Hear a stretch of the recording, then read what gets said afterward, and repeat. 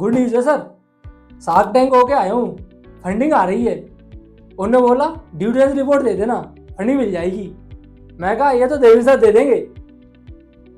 भाई due diligence कोई पेड़ा नहीं है किसी के मुंह में डाला और हो गया। Please please understand what is due diligence. Due diligence का मतलब होता है अपने पूरे डेटा को प्रॉपर फॉर्मेट्स में प्रॉपर तरीके से कंपाइल करना और इन्वेस्टर को प्रेजेंट करना। मैं एक छोटा सा एग्जांपल लेता हूँ। सर तो बोल रहे ड्यू डिलिजेंस कराना है। आप कितने साल से बिजनेस कर रहे थे? 4 साल से। 4 साल से। सारा सेल्स का रिकॉर्ड है आपके पास? हाँ, वो हमारी टीम के पास है। टीम के पास पक्का है या नहीं है? तो ध्यान रखिए, अगर आपके पास 4 साल 5 साल पुरानी कंपनी है तो आप अपने पहले सारे सेल्स रजिस्टर को कंपाइल कर लो। सिमिलरली परचेज रजिस्टर को कंपाइल कर लो और कंपेयर कर लो कि आपके ये जो नंबर्स आ रहे हैं और जो आपने MIS दिखाई थी, क्या उसमें कोई डिफरेंस तो नहीं है? और अगर है तो उसके आइडेंटिफिकेशन आज ही कर लो। दूसरी बात, अगर आपकी कोई लायबिलिटीज खड़ी है या कोई एसेट्स खड़े हैं तो वो क्यों खड़े हैं, किस लिए खड़े हैं, वो अभी तक रिकवर क्यों नहीं हो रहे या वो अभी तक पे क्यों नहीं हो रहे, उनके रीजंस भी जान लो।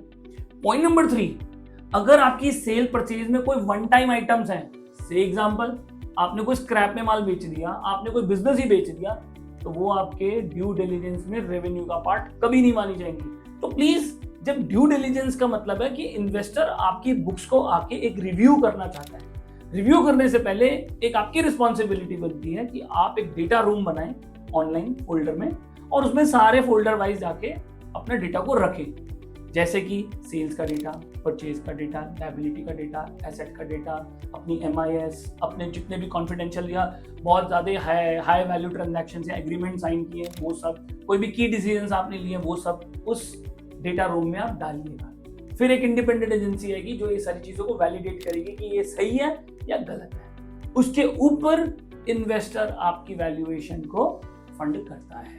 अगर उसमें मान लीजिए कोई गलती निकली, एग्जाम्पल के तौर पे आपके ऊपर कोई टैक्स का नोटिस आया हुआ था और आपने बताया नहीं, आपने कंसिडर नहीं किया, तो ड्यू डिलिजेंस टीम बोलेगी कि सर आपका प्रॉफिट जो 1 करोड़ था, अब वो 1 करोड़ नहीं माना जाएगा, वो 75 लाख रुपए माना जाएगा क्योंकि 25 लाख रुपए की आपको टैक्स डिमांड आ सकती है।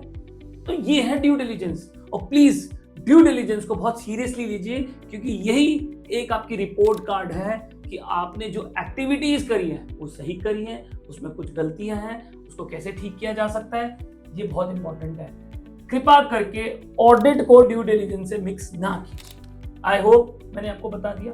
तो आपको अभी बहुत मेहनत करनी है बैठ के, तब जाके आपको फंडिंग आपके अकाउंट में आएगी। सिर्फ टर्म शीट लाने से कुछ नहीं होता, ठीक है जी।